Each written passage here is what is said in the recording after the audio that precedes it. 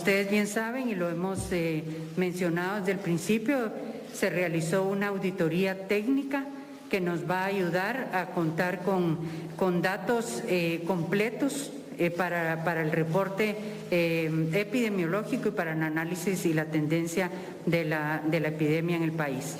En relación a esto, se establecieron objetivos claros en cuanto al diagnóstico o a la auditoría, que fueron los siguientes: la revisión del origen, reporte y calidad del dato de casos y pruebas durante el transcurso de la epidemia. O sea, esto inicia con el primer caso que se dio el 13 de marzo. Luego se determinan los posibles problemas e inconsistencias en los datos de casos positivos, recuperados, fallecidos y su confirmación. Esto se realizó en base a un análisis técnico con las unidades del Ministerio de Salud. Aquí estoy hablando del sistema de información, de la unidad del Departamento de Epidemiología. Otro de los objetivos importantes es asegurar la limpieza, transparencia del dato para conducir las decisiones de la epidemia COVID-19, implementar y fortalecer los sistemas de datos para la detección de casos, contactos y sistemas de referencia dentro de la red de salud. Con estos objetivos dejamos claro cómo se realizó esta auditoría. Pero ¿qué resultados son los que arrojó la auditoría? Es lo que veremos a continuación. El reporte inició recordando el procedimiento normal de una persona que llega con síntomas de COVID-19. Se le toma una muestra y se llena una ficha epidemiológica con todos sus datos y los factores de riesgo que pueda presentar. Esa ficha, junto a la prueba, son enviados al laboratorio correspondiente, que pueden ser el Laboratorio Nacional de Salud, el del Hospital Roosevelt, los del Seguro Social, el del Parque de la Industria o los laboratorios privados. Luego se procesa la prueba y se suma a los datos que se reportaron a diario. Al mismo tiempo, hay información que se recolecta de los pacientes hospitalizados y los fallecidos, tanto en hospitales como en áreas de salud. Dicha información fluye para conocer los datos de fallecidos cada día y los casos activos.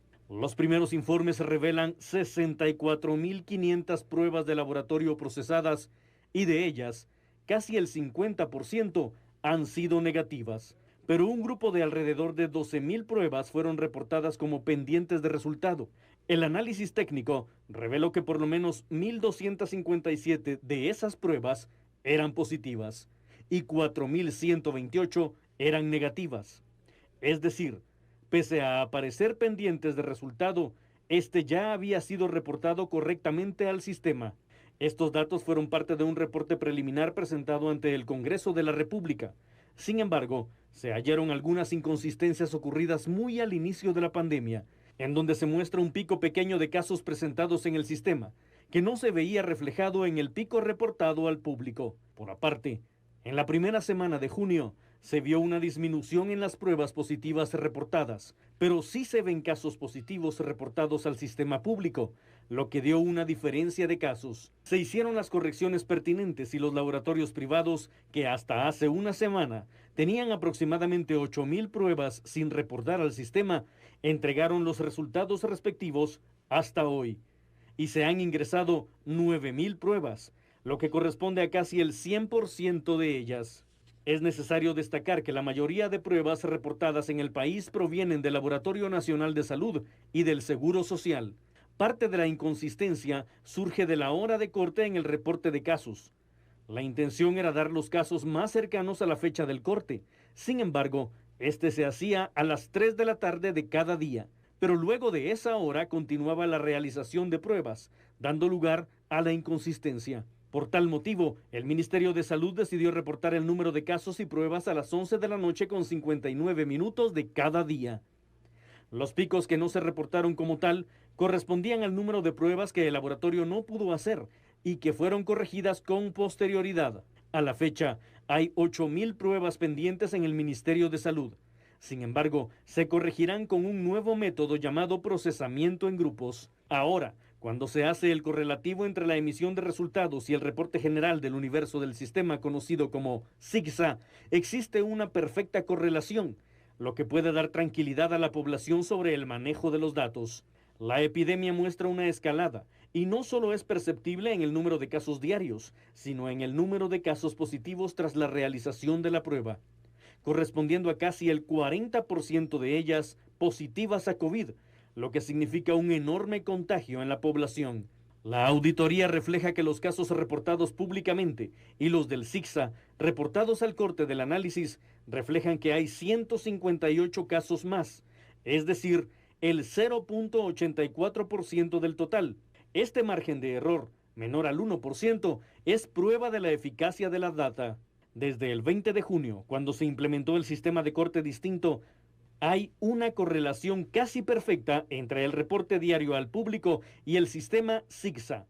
Sin embargo, el Ministerio de Salud sigue trabajando en el sistema de manejo de datos para que se sigan ingresando al sistema. Se espera que la próxima semana los datos pasen a un tablero automatizado que será visible permanentemente y dará datos en tiempo real e incluso podría agregar datos municipales y departamentales. Un modelo presentado por la OPS muestra el trabajo de la Universidad de Washington, utilizado en los estados de la Unión, y ahora será implementado en cada país.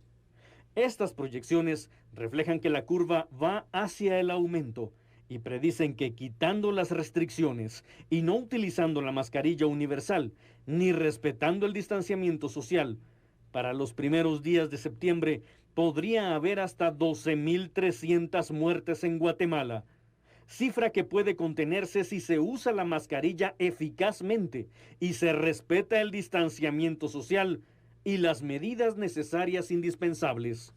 El sistema de salud tiene alrededor de 10 a 12.000 camas en total, pero solo 3.000 a 3.500 son utilizadas para atender víctimas del COVID-19.